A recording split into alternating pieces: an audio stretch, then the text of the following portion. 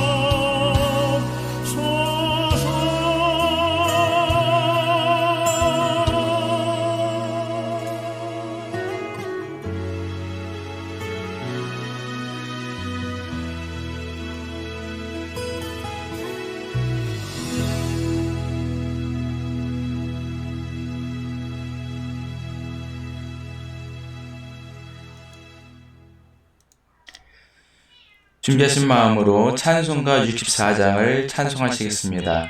찬송가 64장입니다.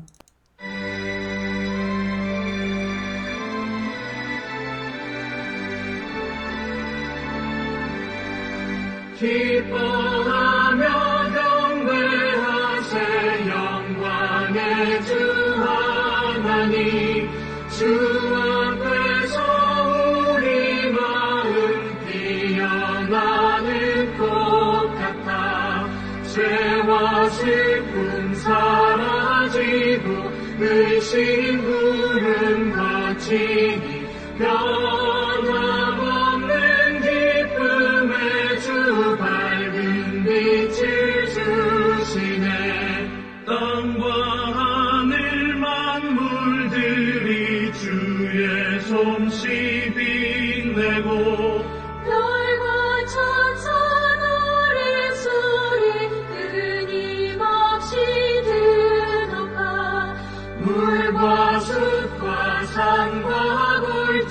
들판이나 바다나 모든 만물 주의 사랑 기뻐 찬양하여라.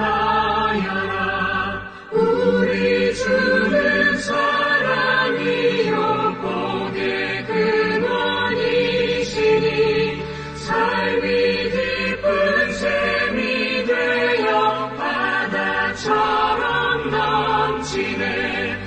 아버지의 사랑 안에 우리 모두 형제니 서로 사랑하게 도와주시옵소서.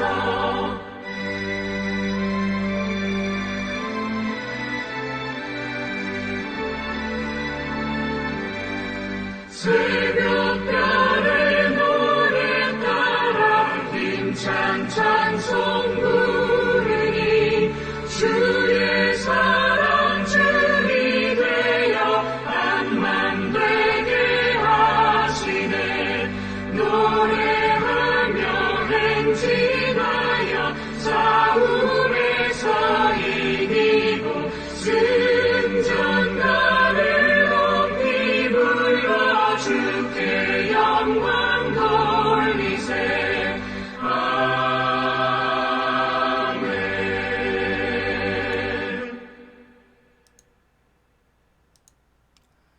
오늘은 성령의 임무 제12주 왕국절 시작입니다.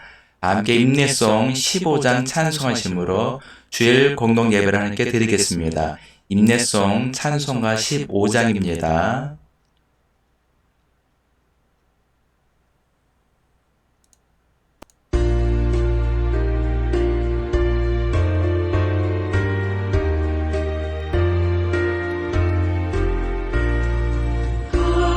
하나님의 크신 사랑 하늘에서 내리사 우리 맘에 항상 계셔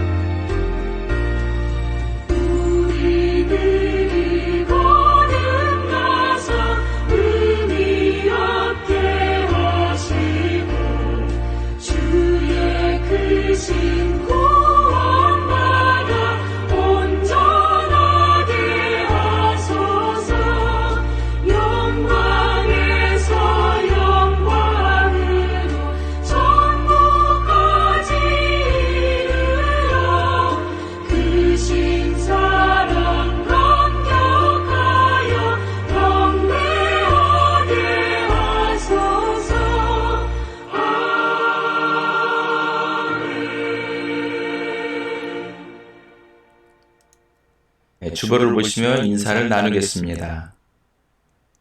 예수 그리스도의 은혜와 하나님의 사랑과 성령의 친교가 여러분과 함께하기를 빕니다.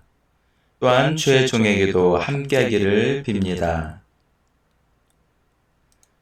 함께 자비로우신 주님께 죄옥을 다 함께 드리겠습니다. 긍휼히 여기시는 하나님, 우리는 연약하고 부족한 존재들입니다.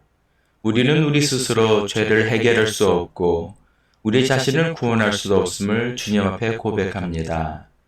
그리스도의 보혈로 죄 사함 받고 구원 받았음에도 우리는 말과 행동으로 때로는 마음으로 죄를 지었습니다.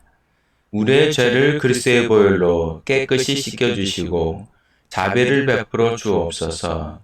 우리를 그리스도 안에서 새롭게 하시고 인도해 주셔서 날마다 주님과 동행하게 하시며 주님께 영광을 돌리는 삶이 되게 하여 주옵소서.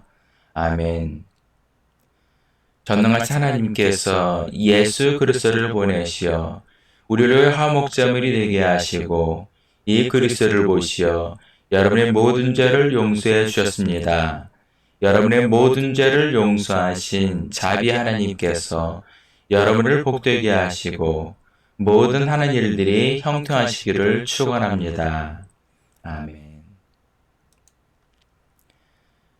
함께 교동문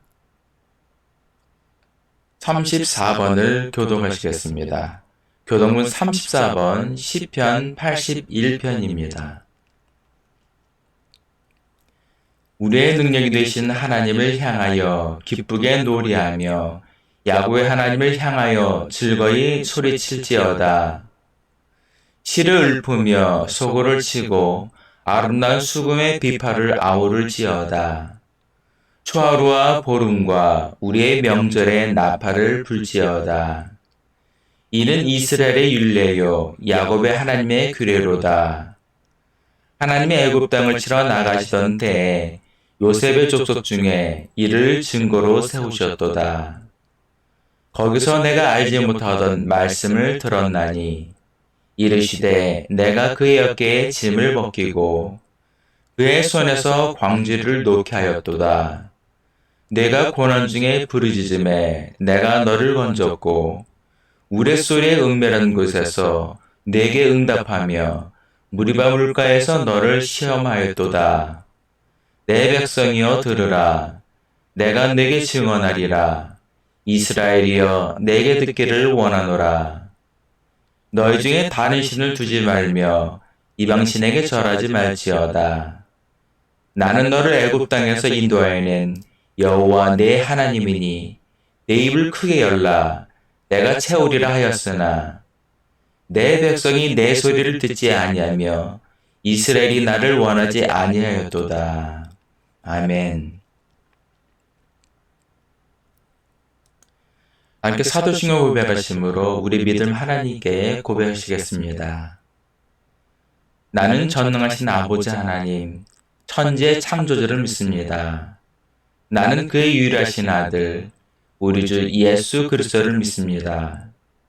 그는 성령으로 잉태되어 동정녀 마리아에게서 나시고 본디오 빌라도에게 고난을 받아 십자가에 못 박혀 죽으시고 장사된 지 사흘 만에 죽은 자 가운데서 다시 살아나셨으며 하늘에 오르시어 전능하신 아버지 하나님 우편에 앉아 계시다가 거기로부터 살아있는 자와 죽은 자를 심판으로 오십니다.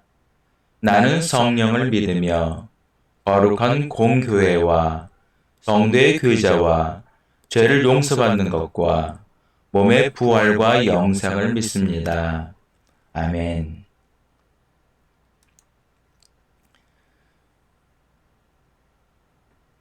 함께 성령 1장을 찬송하시겠습니다.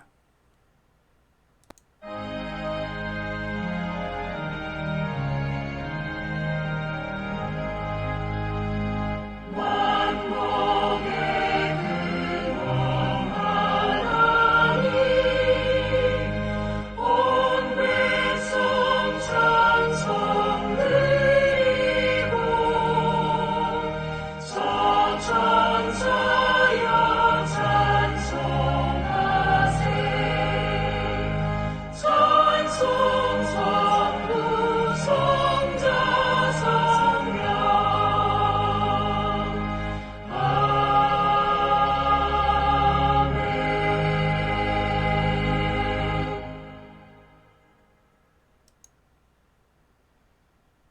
찬송가 246장입니다.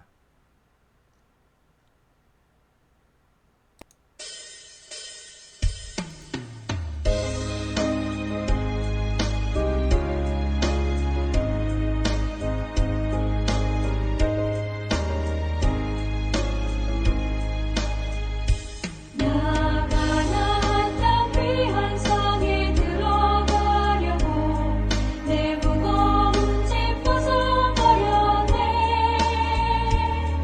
죄 중에 다시 방황할 일 전혀 없으니 저 생명 시내가에 살겠네. 길이 살겠네. 나 길이 살겠네. 저 생명 시내가에 살겠네. 길이 살겠네. 나 길이 살겠네. 저 생명 시내가에 살겠네. 그 불과 구름 기둥으로 인도하시니 나가는 길이 형통하겠네.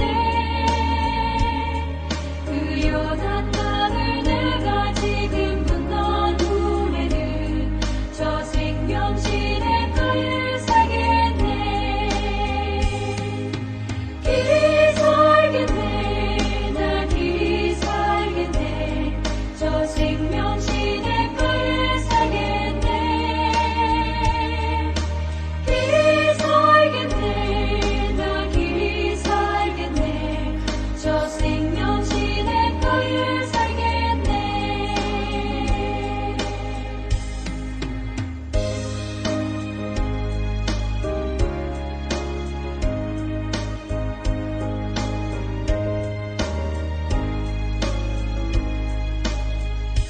내 주님 영혼만 다루사 먹여주시니 그 양식 내게 생명 되겠네. 이후로 생명 양식 주와 함께 먹으며 저 생명 시내가에 살겠네. 길이 살겠네. 나 길이 살겠네. 저 생명 시내가에 살겠네. 길이 살겠네. 나 길이 살겠네. 저 생명 시내가에 살겠네.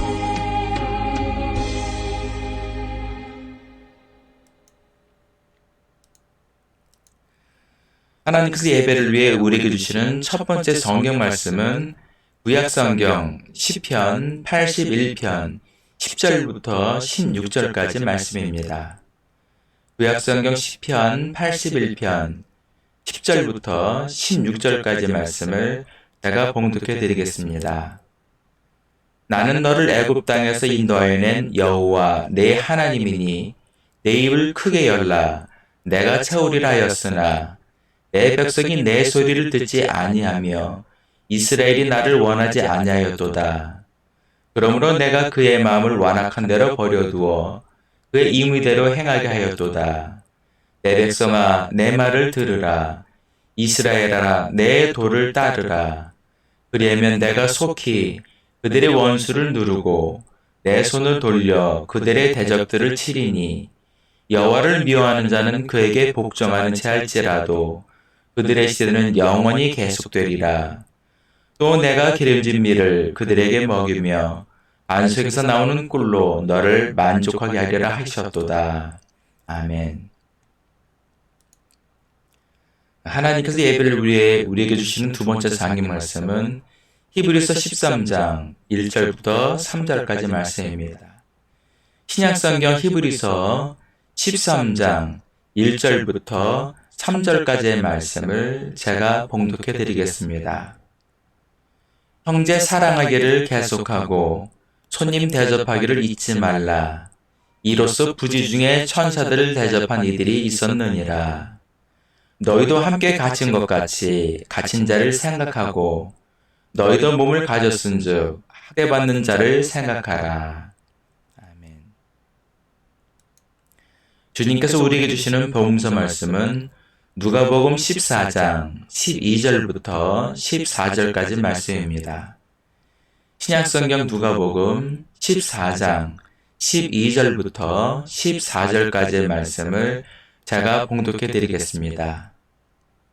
또 자기를 청한 자에게 이르시되 내가 점심이나 저녁이나 베풀거든 벗이나 형제나 친척이나 부한 이웃을 청하지 말라.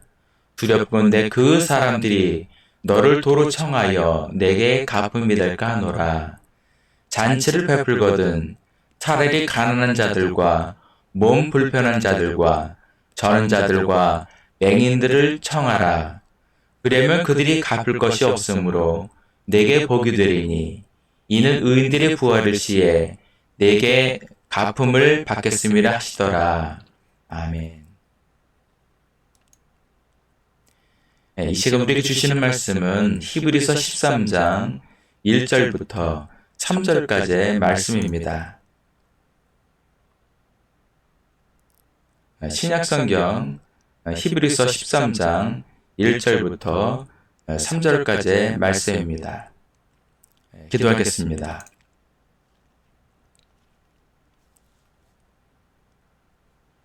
사랑이 많으신 하나님 아버지, 주님을 만나는 이 예배의 자리에 우리는 값없이 초대를 받았습니다. 이 예배의 시간을 통해 주어진 말씀 속에서 하나님 주시는 은혜를 풍성히 받는 시간이 되게 하여 주옵소서. 말씀을 듣는 시간을 통해 세상 모든 근심과 걱정이 떠나게 하시고 그 마음속에 소망하며 간구하는 기도가 응답되고 이루어지는 시간이 되게 하여 주옵소서. 하지만 주님, 이 은혜의 자리에 나오지 못한 사랑하는 성도들이 있습니다. 주님께서 저들의 사정을 아시오니 저들에게도 동일한 은혜를 베푸시고 함께하여 주옵소서. 주님, 지금 경제가 너무 어렵습니다. 물가는 계속 오르고 있고 거기에 금리마저 올라 서민들이 그 어느 때보다 힘들고 어려운 시기를 보내고 있습니다. 하루속히 경제가 안정화될 수 있도록 주님께서 함께하여 주옵소서. 주님, 특별히 성도들과 그 가정들 붙들어 주시고 함께하여 주옵소서. 세상 속에서 어렵당치 않게 하여 주시고 이 힘든 시기를 믿음으로 잘 극복할 수 있게 주님께서 함께하시고 인도하여 주옵소서. 주님, 성도들 가족들 가운데 아직 주님을 영접하지 못한 가족들이 있습니다. 주님께서 저들의 마음을 주장하사 하루속히 예수님을 구주로 영접하고 우리와 같은 하나님의 자녀가 되게 하여 주옵소서. 주님, 아직도 수혜를 입은 이재민들이 일상으로 돌아가지 못하고 있습니다. 하루속히 복구가 완료되어지고 일상으로 돌아갈 수 있도록 주님께서 함께하여 주옵소서. 주님, 지금도 우크라이나는 전쟁 중에 있습니다. 이 때문에 무고한 시민들이 목숨을 잃고 있습니다. 하루속히 러시아가 전쟁을 중단하고 본국으로 돌아갈 수 있도록 주님께서 역사하여 주옵소서. 저 고통받는 우크라이나에 주님의 평화가 임할 수 있게 하여 주옵소서. 이 외에도 가난과 내전으로 고통받는 아프리카와 아시아 국가들이 있습니다. 국민들을 억압하고 폭정하는 복제 국가들도 있습니다. 고통받는 저들에게도 주님의 평화가 임해가여 주옵소서. 이 시간 주님께서 함께 하시고 마치는 시간까지 주님께서 인도하사 영광받아 주옵소서. 감사드리며 예수 그리스도의 이름으로 기도합니다. 아멘.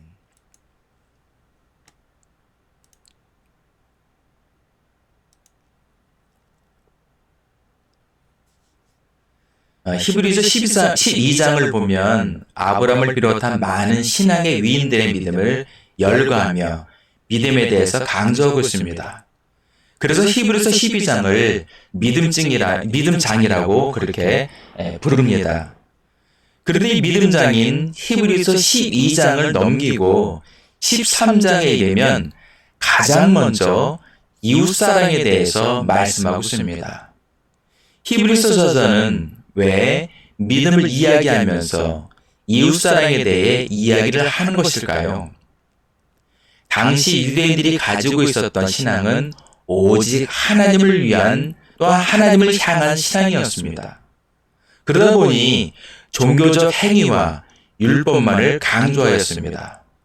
심지어 10계명에는 내 부모를 공경하라고 말씀하였는데 그런데도 불구하고 마가복음 7장 11절에 보면 너희는 이르되 사람이 아버지에게나 어머니에게나 말하기를 내가 드려 유익하게 할 것이 고르반 곧 하나님께 드림이 되었다고 하기만 하면 그만이라 라고 하였다는 겁니다. 다시 말해서 하나님께 헌금만 잘하면 부모를 공경하지 않아도 되었다는 거예요. 예수님께서 이러한 유대인들의 신앙을 책망하신 것입니다. 오늘 본문 히브리서 13장 말씀도 이러한 관점에서 이웃사랑에 대해서 말씀하고 있는 겁니다. 그렇다고 한다면 우리는 이웃사랑을 어떻게 해야 될까? 어떻게 보면 막연할 겁니다. 그런데 본문 말씀을 보면 이웃사랑은 가장 가까운 곳부터 시작입니다. 1절에 보면 형제 사랑하기를 계속하고라고 얘기하고 있습니다. 근데 헬라어 원문을 보면 여기서 본문에서는 형제 사랑하기를 계속하라고 얘기하지만 형제처럼 계속 사랑하라 이렇게 말씀하고 있습니다. 그러니까 이웃사랑은 거창한 것이 아닙니다. 나의 가장 가까운 곳부터의 시작입니다. 내 배우자, 내 자녀들, 내 가정을 먼저 사랑하고 내가 속한 교회 공동체 안에 있는 성도들을 형제처럼 사랑해야 한다는 거예요. 디모데전서 3장 5절에 보면 사람이 자기 집을 다스릴 줄 알지 못하면 어찌 하나님의 교회를 도울보리요 라고 말씀하고 있습니다. 자기 가정을 잘 다스리고 사랑할 줄 아는 사람이 교회 공동체 안에서도 성도들을 돌보고 사랑할 수 있다는 겁니다.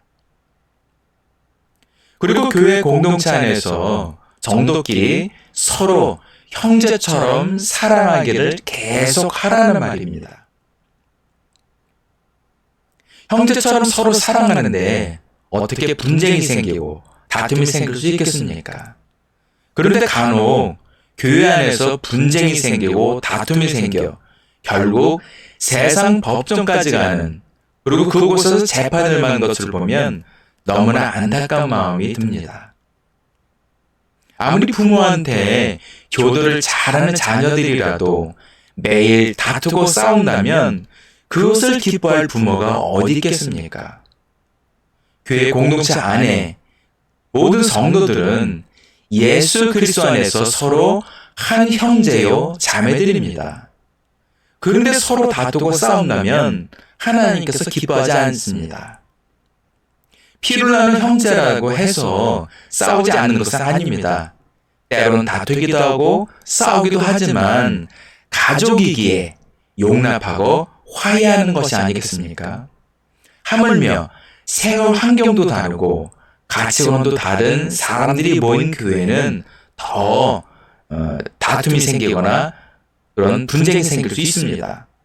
그럼에도 불구하고 피를 나는 형제처럼 서로 용납하고 사랑하라는 말입니다. 이처럼 이웃사랑은 나의 가장 가까운 곳부터 시작되어서 점진적으로 확장되어져 가는 것입니다.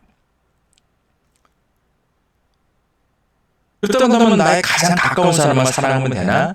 그렇지 않다는 거예요.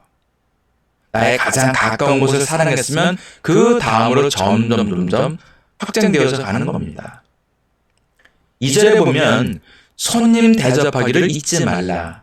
이로써 부지 중에 천사들을 대접한 이들이 있었느니라 라고 말씀하고 있습니다. 여기서 말하는 손님은 누구입니까? 나에게 찾아오는 사람을 말하는 거예요. 근데 엄밀히 따지면 이스라엘에 있어서는 손님의 개념이 내 집 안에 들어오는 사람만 손님으로 생각하지 않아요. 그 마을 들어오는 사람은 그 누구라도 다 손님이에요. 그런 사람을 대접하라는 겁니다.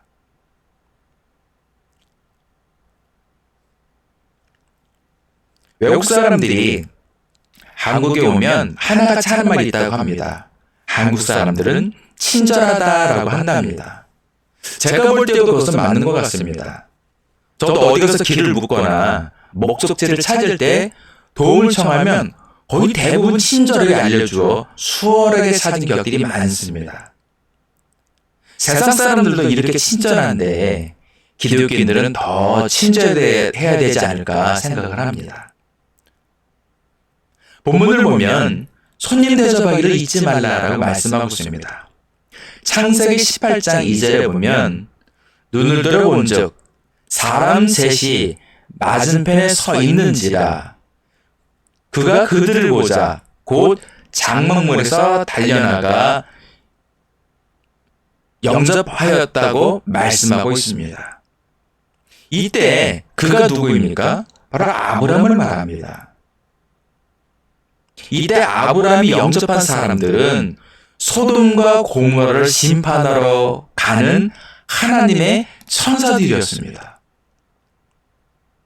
당시 소돔에는 아브라함의 조카인 롯이 살고 있었습니다. 아브라함은 롯을 생각하며 의인이 죽지 않기를 간구했습니다. 결국 롯의 가족들은 목숨을 건질 수가 있었던 겁니다.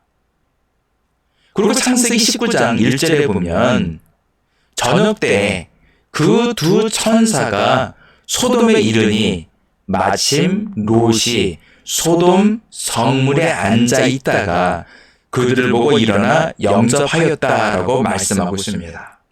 롯도 아브라함처럼 손님을 자기 집으로 영접했는데 이 또한 아브라함이 영접했던 소돔과 고모라를 심판으로 온 하나님의 천사들이었다는 겁니다.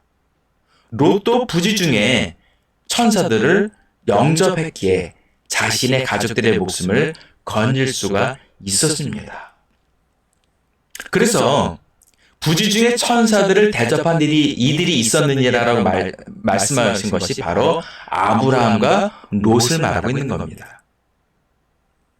예전에 미국에서 있었던 일입니다. 어느 비 오는 날 가구점 앞에 어떤 노인이 있는 것을 그 가구점 사장이 봤어요. 그래서 가구점 사장이 그 노인을 그 가게 안으로 모셔드렸다고 합니다. 그런데 나중에 알고 보니 그 노인은 큰 기업 사장의 어머니였다고 합니다.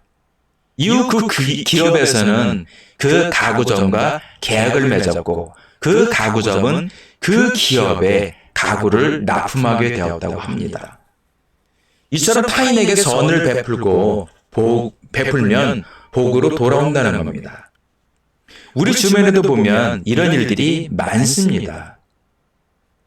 2년 전에 강원도 양양의 다세대 건물에서 화재가 발생한 적이 있었습니다. 그때 불이 막 타오를 때 카자흐스탄 출신 율다 셰프 알야크바라는 사람이 집집마다 다니면서 문을 두드리면서 대피시켰다고 합니다. 그런데 미처 대피하지 못한 그 집에는 그 불길이 막 타고 있었음에도 그래도 그 집을 들어가서 최선을 다해서 생명을 구하기 노력했다고 그렇게 합니다. 그리고 그 과정에서 화상까지 입었다고 합니다. 근데 문제는 이 사람이 이 율다 셰프 알야크바 씨는 불법 체류자였어요. 근데 외교부에서 이 사실을 알고 이 불법 체류자 율다 셰프 알야크바르 씨에게 의상자로 지정하고 영주권을 주었다고 합니다. 이 외에도 선한 이웃들에 대한 많은 미담들은 SNS에 보면 넘쳐납니다. 그리고 초기 한국교회, 한국 기독교라고 할 수 있겠죠. 초기 한국교회도 보면 이웃과 함께하는 교회였습니다. 그래서 가난한 사람들을 위해 베풀고 나누는 그런 교회들이었습니다. 병든 사람이 있으면 가서 돌보고 도와주는 그런 교회였습니다. 그러다 교회가 대형화되어지고 성전 건축이 붐을 일으키고 교회 세습이 이루어지면서 이웃과 담을 쌓게 되었습니다. 그리고 복음이 기복신앙으로 변질되어지면서 재산을 축적하는 것이 축복으로 여겨서 구제와 봉사보다는 하나님을 향한 믿음만을 강조하게 되었습니다. 이제 교회는 다시 이웃에 대한 관심을 가지고 문을 열어야 합니다. 세상을 등지는 것이 아니라 이제는 세상을 향해 나가야 합니다. 세 번째는 3절에 보면 너희도 함께 갇힌 것 같이 갇힌 자를 생각하고 너희도 몸을 가졌은즉 학대받는 자를 생각하라라고 말씀하고 있습니다. 이것은 무엇을 말하는 겁니까? 사회적 약자에 대한 관심을 가져야 된다는 거예요. 예전에 제 친구 목사한테 전화가 온 적이 있었습니다. 친구가 목회하고 있는 그 지역에 장애인 시설이 있었다고 합니다. 그런데 주일이면 그 시설에 있는 장애인들과 교사들이 예배를 드리러 교회를 방문한다는 거예요. 근데 문제는 자신은 환영을 하는데 교회 성도들이 싫어한다는 겁니다. 그래서 저에게 고민을 털어놓은 적이 있었습니다. 그런데 의외로 이런 문제가 우리 주변에 많이 발생합니다.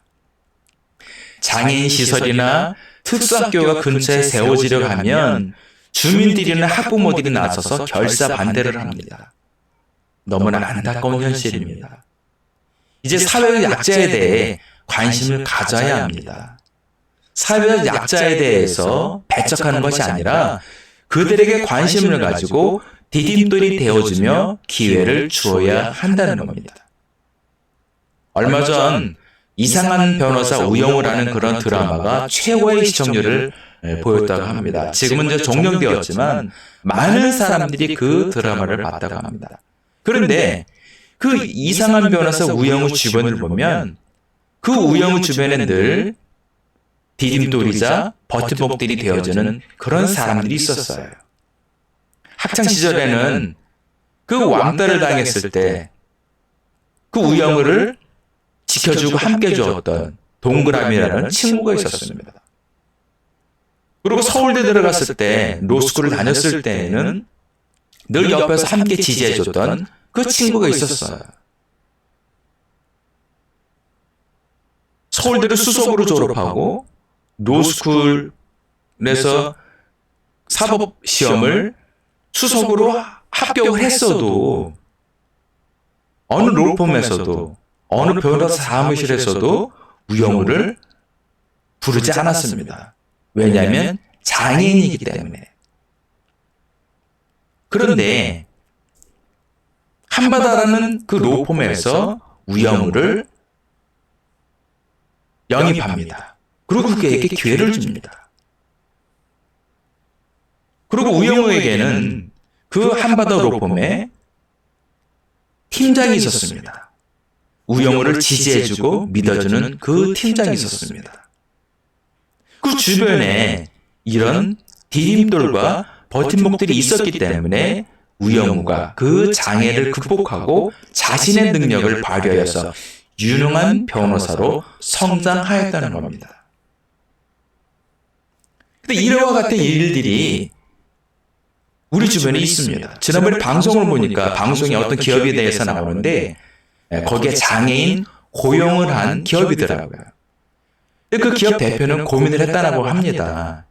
장애인을 고용하는 데 있어서 많은 고민을 하다가 장애인을 그냥 결단을 하고 고용을 했다고 합니다. 그런데 그 장애인이 너무 일을 잘한다는 거예요. 최선을 다해서 잘한다는 거예요. 그래서 그 사장 대표가 하는 말이 더 많은 기업들이 장애인들에게 이렇게 기회를 주었으면 좋겠다라고 그렇게 얘기를 했습니다. 저는 그것을 보면서 많은 감동을 받았습니다. 예수님께서도 사회적 약자에 대한 관심을 가지고 그들에게 복음을 전하셨습니다. 교회도 사회적 약자에 대해 관심을 가져야 합니다. 얼마 전 세 모녀가 생활고에 시달리다가 극단적 선택을 하여서 사회가 떠들썩한 적이 있었습니다. 그리고 작년에는 생활고에 시달리던 탈북민 여성이 극단적인 선택을 하였는데 그분의 책상에는 성경책이 놓여 있었습니다. 만일 교회가 이분들에게 조금이라도 관심을 가졌다면 이런 불행한 일은 발생하지 않았을 것입니다. 말씀의 결론을 맺겠습니다. 그동안 한국교회는 너무 하나님만 바라보고 달려갔습니다. 이제 이웃을 돌아볼 때입니다. 먼저 나와 가장 가까운 곳부터 돌아보고 사랑해야 합니다. 먼저는 내 가족을 잘 돌보고 사랑해야 합니다. 그리고 교회 공동체 안에서 성도들끼리도 형제처럼 서로 섬기고 사랑해야 합니다. 눈에 보이는 가족과 형제, 그리고 이웃을 사랑하지 않으면서 어떻게 눈에 보이지 않는 하나님을 사랑할 수 있겠습니까? 요한일서 3장 17절에 보면 누가 이 세상의 재물을 가지고 형제의 궁핍함을 보고도 도와줄 마음을 닫으면 하나님의 사랑이 어찌 그 속에 거하겠느냐라고 말씀하고 있습니다. 사도행전을 보면 초대교회에는 성도들이 자발적으로 헌금을 사도들에게 가져왔습니다. 그러면 사도들은 그 성도들의 헌금을 구제하는 일에 사용하였습니다. 그런데 오늘날 교회들의 모습은 어떤 모습입니까? 물론 구제하고 선교하는 일에 열심을 붓는 교회들도 많습니다. 하지만 일부 교회들은 성전 건축이 유행처럼 번지고 거기에 더해서 수양관을 짓고 또 거기에서 더 나아가서 곳곳에 지교회를 세웁니다. 그리고 이제는 교회 내에 카페를 만드는 것이 유행처럼 퍼지고 있어요. 초대교회는 말씀을 전하고 기도하고 구제하는 일에 열심을 품었습니다. 오늘의 교회의 모습을 보면 교회의 본질을 벗어난 눈에 보여지는 외적인 것에 너무 치장을 하고 치중을 하는 것 같습니다. 교회는 복음을 전하고 기도하고 구제하는 것이 되어야 합니다. 하나님을 사랑하는 것이 아니라 하나님을 사랑하며 이웃도 함께 사랑하는 사랑의 공동체가 되어야 합니다. 하나님을 사랑하며 이웃을 사랑하는 믿음의 성도들, 그리고 사회적 약자에 대해 관심을 가지는 믿음의 성도들이 되시기를 예수님의 이름으로 축원합니다. 기도하겠습니다. 살아계신 하나님 아버지, 우리는 하나님의 자녀들입니다.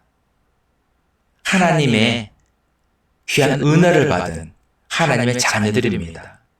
하나님의 자녀들이면 하나님의 뜻대로 행하는 것이 진정한 하나님의 자녀들인 줄 믿습니다. 하나님의 뜻이 무엇이겠습니까? 하나님을 사랑하고 이웃을 사랑하는 것이 아니겠습니까?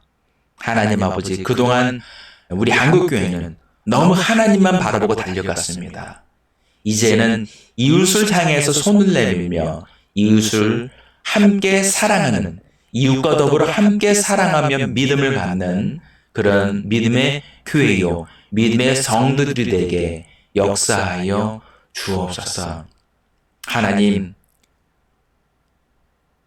외적으로 보이는 것에 우리가 치중하는 것이 아니라 복음의 본질을 지키고 하나님의 뜻을 행하는 그런 믿음의 교회요, 믿음의 성도들이 되게 하여 주옵소서. 먼저는 나의 가장 가까운부터 사랑하는 믿음의 성도들이 되게 하여 주옵소서. 먼저는 내 가정, 내 가족을 사랑하고 거기에서 더 나아가서 이제는 교회 안의 성도들끼리 서로 형제요, 자매요, 가족처럼 서로 사랑하는 믿음의 성들이 되게 해주시고 또 더 나아가서는 사회에서 고통받는 사회적 약자에 대한 관심을 갖는 그런 믿음의 성도들이요 믿음의 교회가 될 수 있도록 역사하여 주옵소서. 감사드리며 사랑이 많으신 예수님의 이름으로 기도합니다. 아멘. 다 함께 봉헌교독을 교독하시겠습니다. 할렐루야. 여호와를 경외하며 예의 계명을 크게 즐거워하는 자는 복이 있도다. 여호와를 찬송하라. 그 후손이 땅에서 강성하며 정직한 자들의 후손에게 복이 있으리로다. 부와 재물이 그의 집에 있으며 그의 공의가 영구히 있으리로다. 여호와께서 자기를 경외하는 자들에게 양식을 주시며 그의 언약을 영원히 기억하시리로다. 그가 그들에게 문나라의 기업을 주사 그가 행하신 일의 능력을 그들에게 알리셨도다. 아멘. 함께 주기도문 하시겠습니다. 하늘에 계신 우리 아버지, 아버지의 이름을 거룩하게 하시며 아버지의 나라가 오게 하시며 아버지의 뜻이 하늘에서와 같이 땅에서도 이루어지게 하소서.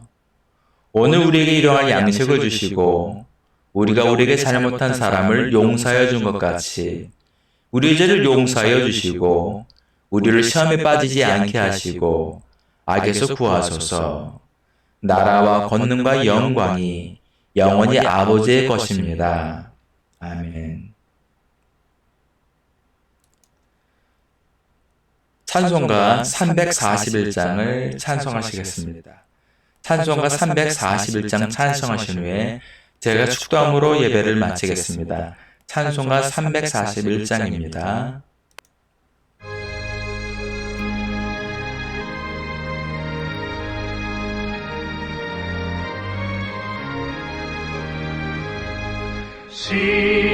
십자가를 내가 지고 주를 따라갑니다. 이제부터 예수로만 나의 복을 삼겠네. 세상에서 구비 영화 모두 잃어버려도 주의 평안 내가 받고 영생 복을 받겠네. 주도 곤욕당했으니 나도 곤욕당하리. 세상 사랑 감사하나 예수 진실합니다. 예수 나를 사랑하사 빛난 얼굴 보이며 원수들이 미워해도 염려할 것 없겠네.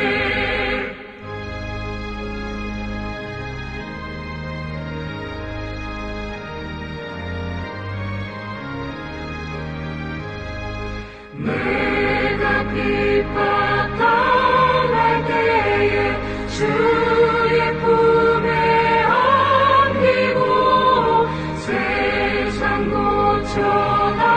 고쳐나갈수록 많은 위로 받겠네. 주가 주신 기쁨 외에 기뻐할 건 무엇이냐. 주가 나를 사랑하니 기뻐할 것뿐일세.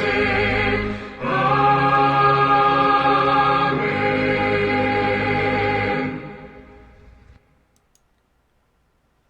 우리를 구원하시기 위해서 십자가의 대속의제물이 되어주신 예수 그리스도의 크신 은혜와 우리 모든 죄를 깨끗이 씻겨주시고 귀한 자녀로 삼아주신 아버지 하나님의 극진하신 사랑과 날마다 우리에게 힘과 능력을 주시고 하나님께서 예비하신 복된 길로 한 걸음 한 걸음 이끌어주시는 보혜사 성령님이 인도하심이 오늘 예배를 드린 모든 성도들 머리 위에, 일터 위에, 가정 위에, 자녀들 위에, 그리고 이 나라와 민족 위에, 특별히 수해로 고통받고 있는 모든 이재민들과 수재민들에게, 그리고 전쟁으로 고통당하는 우크라이나 모든 국민들 머리 위에 지금부터까지 함께 하시기를 간절히 축원하옵나이다.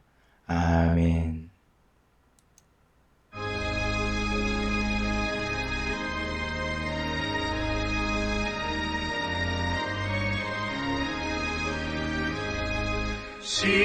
십자가를 내가 지고 주를 따라갑니다. 이제부터 예수로만 나의 보배 삼겠네. 세상에서 구비 영화 모두 잃어버려도 주의 편